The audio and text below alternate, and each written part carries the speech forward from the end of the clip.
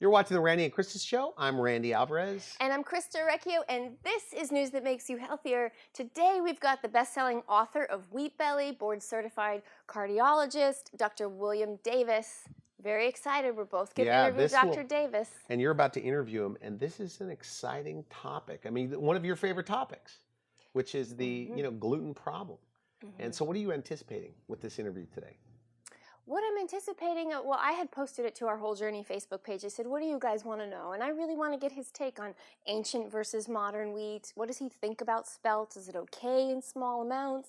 Does it not have such a bad rap in that way? And then grains, gluten-free grains like brown rice and quinoa. And if you soak them to remove the anti-nutrients, is he okay with those?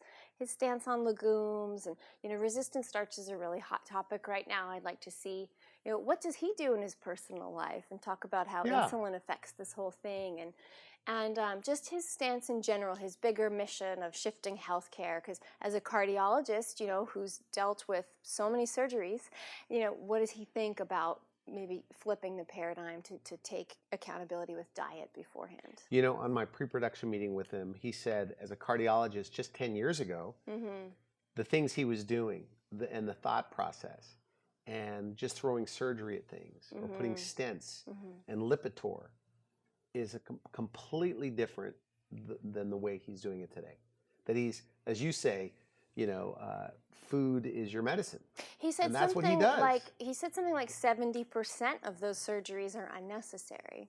And so that's so refreshing to hear from a board-certified cardiologist. And hopefully for you guys too, if you're struggling with heart problems or insulin problems, to know that there is hope, and maybe you don't need that $50,000, $100,000 surgery if you can make the lifestyle adjustments that we're going to talk about today. I also want to know what his take is on these nutritionists. They're coming on TV and saying that unless you have celiac disease, gluten's not an issue at all. You interview him separately about that, right? Yeah, what's your take on that? Well, my take is that this whole hybridized wheat is an issue for everyone. It's this kind of frankenfood, and like he says, that is spiking insulin. And it's not just about the wheat, it's not just about the gluten, it's about the type of starch, the amylopectin, and it's creating, this addiction, and it's lighting up our brain receptors very similar to the way that opiates do and that drugs do. And so that's really the overarching problem with wheat, not even if you don't have a sensitivity. Like when I test myself, I have a low sensitivity to wheat and gluten, but it's still, when you're going to have this drug, so to speak, a little bit creates a craving for more, and when you take it away, you have withdrawal symptoms. That's the definition of a drug. So okay, good. Understand that let's go to your interview with him. Okay, let's do it. All right, you're watching the Randy and Christa show? You're watching the Randy and Christa show, news that makes you healthier. I am Christa, and today, you guys, you're in for a treat. We have board-certified cardiologist and author of the best-selling book, Wheat Belly. I know you've heard of it. With us today, Dr. William Davis. Welcome to the show. Thank you, Christa. It's truly an honor to have you here, live and in person. And we're going to talk a little bit about wheat for our viewers. So let's start off just kind of basic. There's two different kinds of wheat, and what we're talking about in Wheat Belly is modern hybridized wheat that is all over our food supply now, not the ancient stuff, right? Exactly right. So wheat is a high-yield semi-dwarf plant that stands 18 inches tall that was essentially created in a laboratory in the 1960s, but not for evil. It was created to increase yield per acre mostly, but it changed the composition. So they took something that has been a problem for human health all through the several thousand years that humans adopted into the diet, but agribusiness managed to make it much worse. And introducing foods made with high-yield semi-dwarf wheat amplified the problems. And it started to become obvious. We just have to look around ourselves and see all the people who are struggling with weight, diabetes, and autoimmune diseases, can't stop eating, incessant appetite. These are all phenomena from the new form of wheat being sold to us. Yes, and joint pain and arthritis and all of these conditions just shooting through the roof. Now, I got a lot of questions for our people on the Facebook page, and they said, hey, can you ask Dr. Davis his take on spelt? What's your take on spelt? Well, I'm very careful to point out that we shouldn't replace a problem with another problem or something that's just less bad. So I often draw this comparison. If we replace unfiltered cigarettes with filtered cigarettes, there may be a little less lung cancer, but I don't believe we should conclude that filtered cigarettes therefore must be good for you. So spelt is an ancient form of wheat. It lacks many of the most recent changes introduced into the modern semi-dwarf wheat, but it still has lots of problems. It still raises blood sugar high. It still can trigger autoimmune diseases. So it has plenty of problems, just not as exaggerated as modern high yields. And this is true, by the way, also for other strains of ancient wheats, like emmer wheat, that's the wheat of the Bible, or einkorn wheat that precedes even biblical times, and kamut, other forms of wheat, less harmful, but never harmless. Okay, wow. So modern wheat, ancient wheat's out. Ezekiel products, by the way, people ask about those a lot. Those are out. That's modern hybridized wheat, which we've found out after talking to the company. Right. Sprouting the seed, all that does is it reduces the content of some of the harmful compounds in wheat a little bit. So it'd be like saying, Christa, I've got this special cigarette. It's got a little less nicotine in it. Must therefore be good for you. Right. Obviously not. Obviously not. And now when we talk about grains, we were talking in the green room. You're not a fan of grains, and we know all the gluten-free grains. You want to get them out: wheat, barley, and rye, and also corn. But then the other gluten-free grains like amaranth and quinoa and brown rice, if we soak them to remove the phytates or the anti-nutrients and combine them with enough protein and fat so that we don't get a big sugar spike. Yes or no in your book? It's a very simple thing for people to test this themselves. So to see how you respond to different foods. This would be typical. Let's say a bowl of oatmeal or some amaranth, a non-gluten type grain. Blood sugar, 180, 170, 30 to 60 minutes after eating. If you combine it with fats, proteins, fibers, blood sugar goes up maybe only to 160. So less harmful. As you know, blood sugars of 160, which is very common, by the way, or 140 or 200 in a non-diabetic, provokes issues, right? It provokes resistance to insulin. It grows visceral fat, tummy fat, inflammatory fat. It triggers heart disease, factors like small LDL particles. It gives you high triglycerides. It causes degradation of cartilage. It causes mental effects, leads to change that provoke dementia through glycation. So high blood glucoses cause glucose to modify proteins in the body, particularly proteins you can't remake. Like cartilage proteins you have today are the same ones you had at age 18. That's why cartilage breaks down, leads to arthritis. And if you have high blood glucose, you glycate cartilage becomes brittle, and it breaks down in your hips and knees, and you've got arthritis and knee replacements and hip replacements, those sorts of things. So high blood sugars is not just about high blood sugar or diabetes, it's about many other effects in health. So I'm careful not to try to replace a problem with a different set of problems. Yeah, so really maintaining your blood sugar is kind of the key to all of life and health, right? It's the only thing that, centenarians or people who live to 100 have in common. So I see where you're going with this, and I like your idea. Don't guess at it, test it. See how that food affects you. Go to the drugstore and get the finger prick test, or you informed me now you can get an A1C test. Maybe test once a week and look at your mean glucose average to see the right amount of carbs for you, which leads me to my next question. I thought it was really interesting that you suggest about 15 grams of net carbs per meal, a total of 45 grams of carbs a day, which is very low. So if you can explain that, and then also tell me, when you eat carbs, what are your most recommended types of carbs? So many problems, Christa, today are caused by carbohydrate excess. So that's what diabetes is, that's what pre-diabetes is, that's what high triglycerides are, that's what fatty liver is. It's an unfortunate name, isn't it? Fatty liver makes people think, including my colleagues, that it's fat that causes, not, it's carbohydrates. And so limiting carbohydrates, even after you take out the carbohydrates of grains, has further benefits. So, I've seen this happen. People will say, I'm grain-free now. I love soft drinks or fruit drinks or No. candy bars or chocolate, whatever. So if the goal here is ideal health, optimal health, a second step after grain elimination is limiting carbohydrate exposure. And as you point out, I use a rule of thumb of no more than 15 grams net carbohydrates per meal, net carbohydrates, of course, being total carbohydrates minus fiber. If you do that, everything happens even faster. Faster weight loss, getting rid of diabetes drugs and hypertension drugs, getting rid of visceral fat, stopping the progression of cataracts, arthritis, and other conditions. So it's a way to further the benefits of going grain-free. The only carbohydrates I advise are those that are indigestible by humans.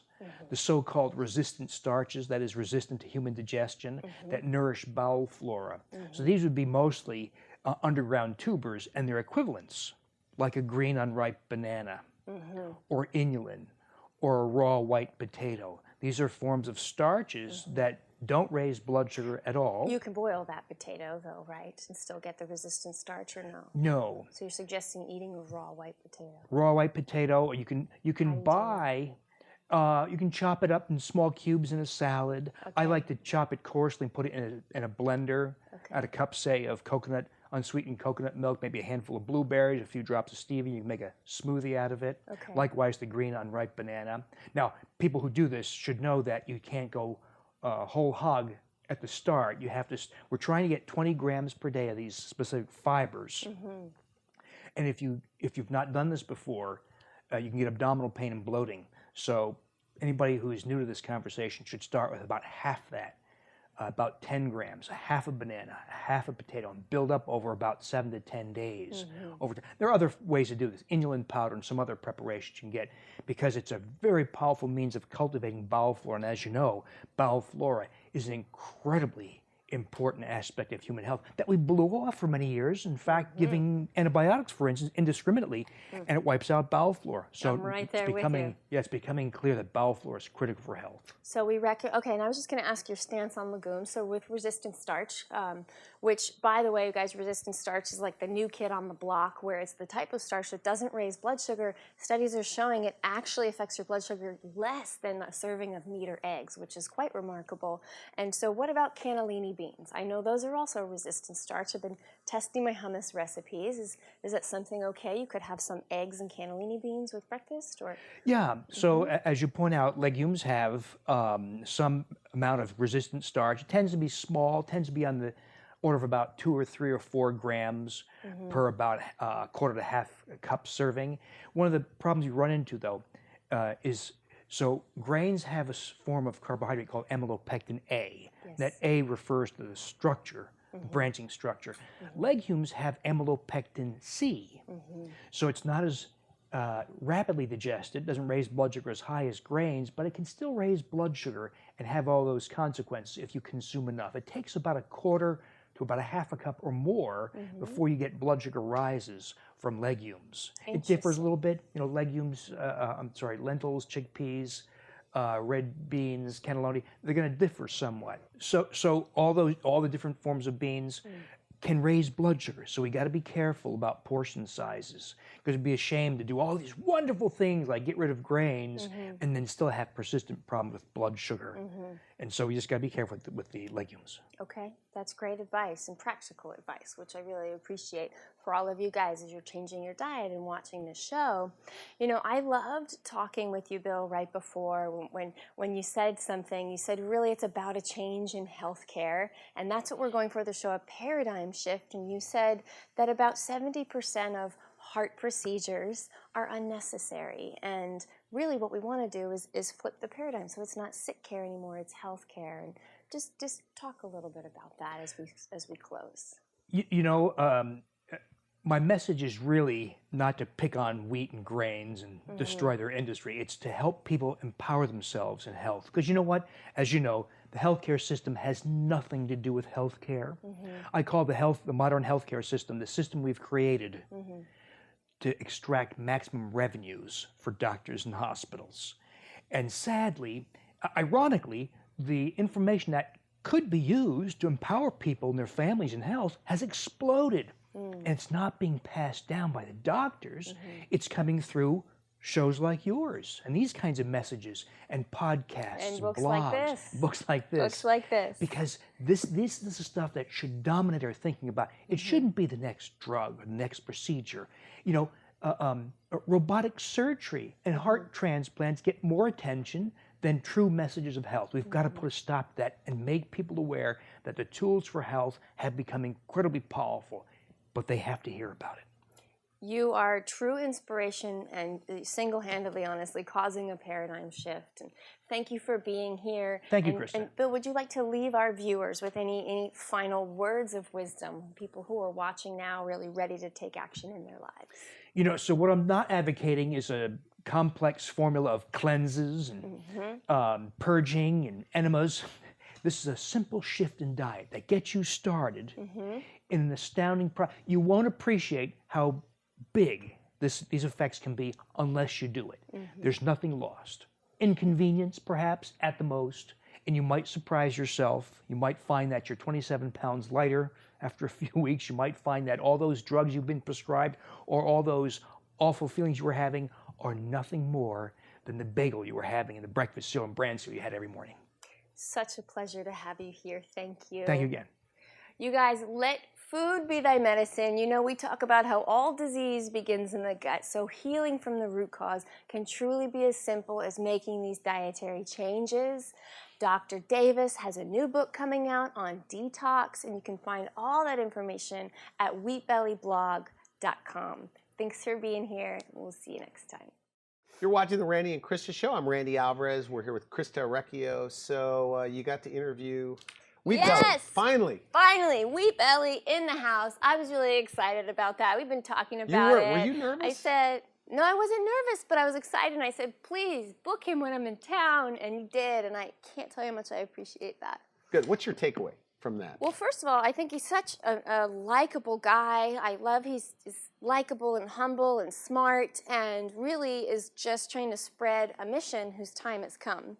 And I think he's got the power with his book and the cookbooks and the detox coming out to keep pushing this into the mainstream as just common knowledge, because that's the only way we're going to shift healthcare from sick care to really becoming healthcare is educating people individually by the masses and getting them off their bagel for breakfast, you know, and their sandwich for lunch, and then whatever the pasta is they're having for dinner. So I thought he was great. I love the way he breaks things down, and you know, he dispelled some myths for me, although it's kind of a tough thing for me to let go of things like brown rice and quinoa and those. So he's not a fan of brown grains. rice either. He's not, and I'm a fan of wild rice, which is actually a seed. And but I loved hearing his talks and explanation, and it's cool that he's now bringing resistant starch to the mainstream. I got to try the potato. Have you ever eaten a raw potato? No, but that's something I could do if I put a little sea salt on there. And just he said chop it up fine on a salad. We do something to get healthier before each show, so should we try that or blend it up ourselves? I'm all over it. Okay, and he was also talking off camera, you guys, about using Bob's Red Mill unmodified potato flour, 2 tablespoons a day as your resistant starch. So that could be something that maybe you try, we try, and then we all kind of What do you do for that? For resistant starch in your diet? I've been using green bananas in my smoothie. And then cannellini beans. I've been making my hummus out of cannellini beans and adding some parsley and tahini, and it tastes really good. And you're always healthy, though. I mean, you just got back from a big, 10-day detox? I did a 10-day detox. At We Care. At We Care Spa out in the desert. I have to go. And do you know the best part of it for me, Randy, is the digital detox and just the kind of checking out from the world and gathering your thoughts and the bird's eye perspective of your life and letting the stress of life just kind of fall away is bigger, and it contributes more to me even than the physical detox, which is quite intense out there. You said you're going to come one of these times. I know. So. I have to go over there. I'm going to definitely do a weekend, and a lot of your followers and viewers think I need to do more of that. They do. Do they? I don't get those comments. I get some hate mail here and there, and they say, Randy, you need to get more educated about certain things, and so that's why I'm just here to ask the questions. You cannot. And I've learned a lot from you, listen, you can never make everybody happy. This is the world of the internet, and so you have to take that with a grain of salt. But I am going to go. I haven't done anything like that before. So Okay. Would you recommend We You Care can't over just- the others? Well, I don't know. I want to try Sauna Vive down in Mexico and Rancho La Puerta. I think at this point, like for the adrenals and the thyroid, the next time I do something, I'm going to go to a place where I can also eat. Oh, so there's no food. There's no food. You don't have any weight to lose, You're right? doing, yeah, Did you lose weight? I did lose weight. I lost about 5 pounds, but then when you start eating, it comes back. But yeah, you want to like anchor your blood sugar. You want blood sugar to get too low. Like he doesn't want to get too high. You also don't want it to get too low. Okay, good. Well, you know what? We're going to wrap up the show. Yeah. You interviewed him. Yeah, Final I interviewed thoughts? him. So if you haven't read the book Wheat Belly, I know you guys are very savvy. Many of you have. This is a great book to pass along to your mother, sister, brother, cousin, aunt, who still is having a bagel every single day and just thinks it's the best thing and the healthiest thing for them because it's fat-free. So go ahead and spread the message and the mission with news that makes you healthier.